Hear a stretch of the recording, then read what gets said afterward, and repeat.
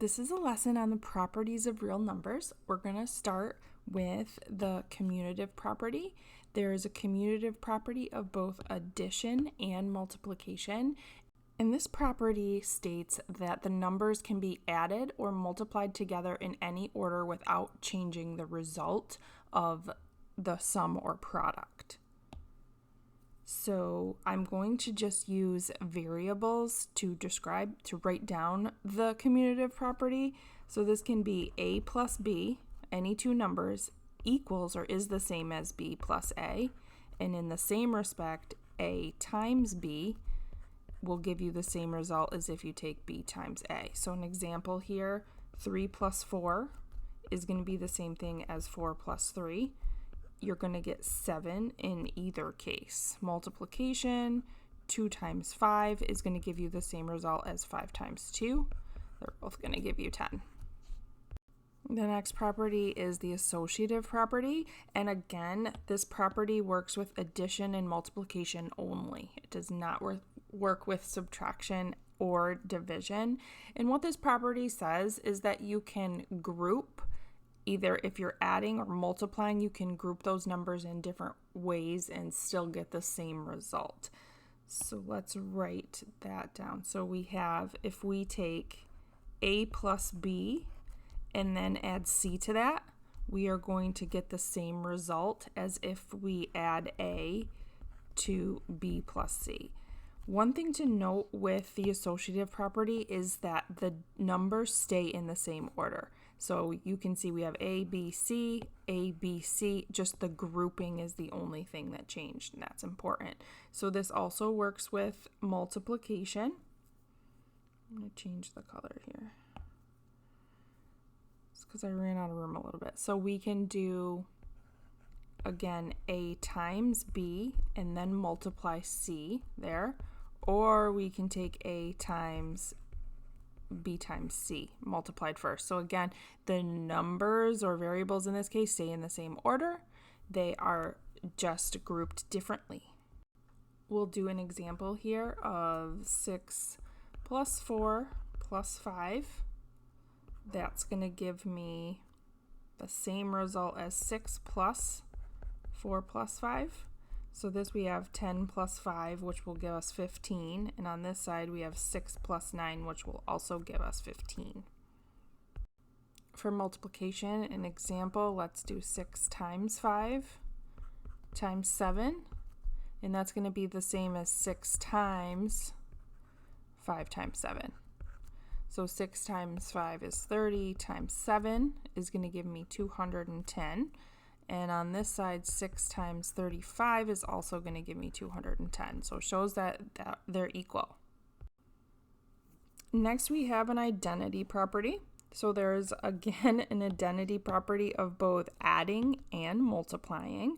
The additive identity or identity property, it's called either way. It basically says that when you add 0 to a number, then the value remains the same. It's the identity. It's that same thing. So if we have a plus 0, we still get a. On the multiplicative identity, what do we multiply a number by where we still get that number? The answer is 1. So there is your identity property of adding and multiplying. Example, 6 plus 0 is still going to give you 6. 6 times 1 is still going to give you 6. Now we have the inverse property of both addition and multiplication. We'll start with additive inverse. When we're adding, the inverse of a number is the number with the opposite sign. And when you add two numbers with the same number with an opposite sign together, you're going to get 0. And that is the basis of the additive inverse and inverse property of addition. So I just want you to make a note of that the sum of a number and its opposite is always going to be 0.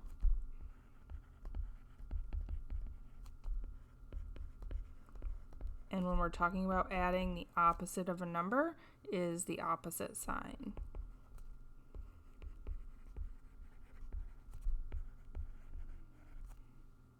Okay, so if we have a plus negative a, then the answer is going to be 0.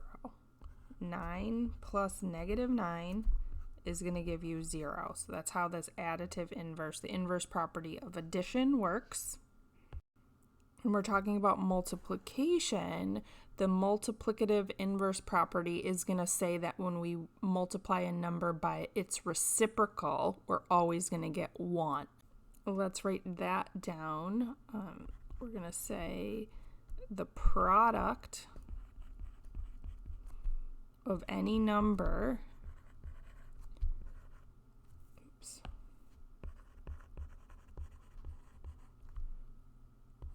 and its multiplicative inverse,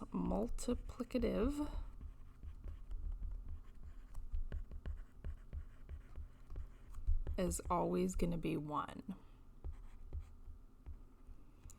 So a times the inverse of a, which is 1 over a, that's going to give me 1.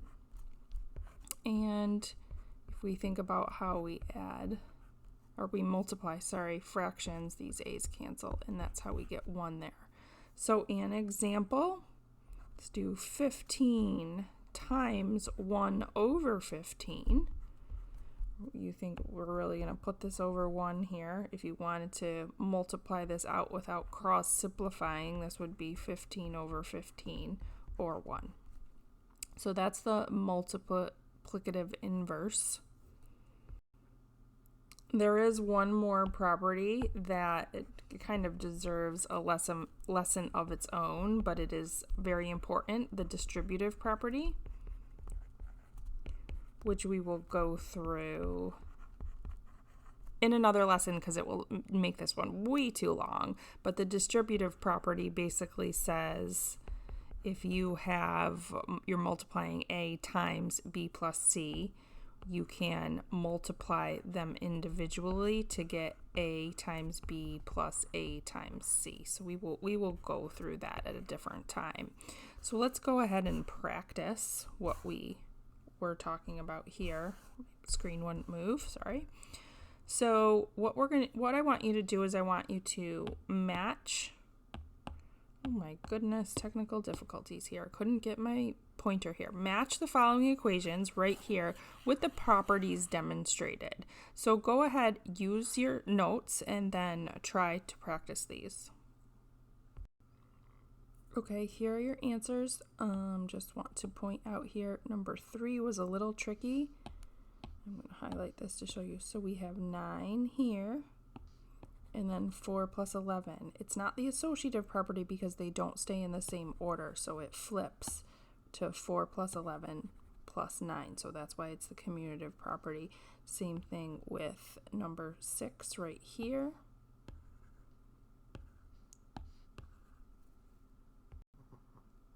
And then there's the rest. My screen was hidden. I didn't have those filled out. This right here is the commutative property because we have ST and then TS.